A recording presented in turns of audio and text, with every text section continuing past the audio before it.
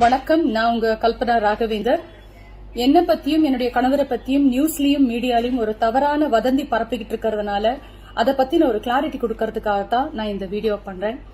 முதல்ல இந்த வயசுல நான் PhD, LLB இன்னும் நிறைய விஷயங்கள் படிச்சுக்கிட்டு இருக்கேன். பிளஸ் என்னுடைய மியூசிக் கரியர் மீதும் ரொம்ப நான் இன்டென்சிவா போக்கஸ் பண்ணிக்கிட்டு இருக்கேன்.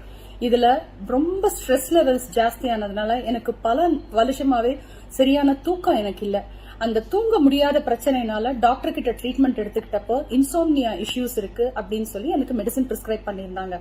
அந்த மெடிசன் அந்த ஒரு பர்டிகுலர் நாள் டோசேஜ் கொஞ்சம் ஜாஸ்தி எடுத்ததுனால அது எனக்கு லங் இன்ஃபெக்ஷன் ஆகி நான் அன்கான்சியஸ் ஸ்டேட்டுக்கு போயிட்டேன். ஆனா இன்னைக்கு நான் உயிரோட திரும்பி வந்து உங்க எல்லார்கிட்டயும் நான் பேசுறேன்னா அதுக்கு ஒரே காரணம் என் கணவர் அன்னைக்கு எனக்காக பட்ட பாடுதான். என்னை காப்பாத்துறதுக்காக அவர் பட்ட கஷ்டம்.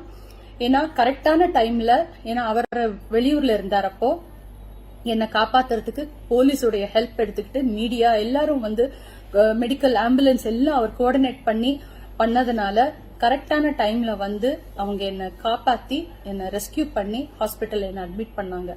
அதனால நான் உயிர் தப்பிச்சேன். அதனால எந்த வதந்திகளையும் தயவு செஞ்சு நம்பாதீங்க. எனக்கு பர்சனல் இஷ்யூஸோ ப்ராப்ளம்ஸோ எதுவுமே கிடையாது.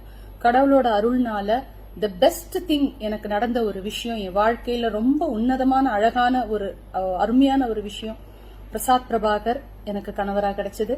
அது மாத்திரம் இல்லாம இவ்வளோ ஒரு அழகான ரெஸ்பான்சிபிளான இவ்வளோ அன்பு இருக்கிற ஒரு குழந்தை தயா பிரசாத் என் மகளா கிடைச்சது.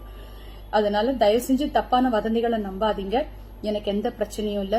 முக்கியமா இந்த தருணத்துல போலீஸ் டிபார்ட்மெண்ட்டுக்கும் மீடியாவுக்கும் என்னுடைய ரசிகர்களுக்கும் எனக்காக நான் நல்லா இருக்கணும்னு நினைச்ச எத்தனையோ உள்ளங்களுக்கும் அவங்க எல்லாருக்கும் என்னுடைய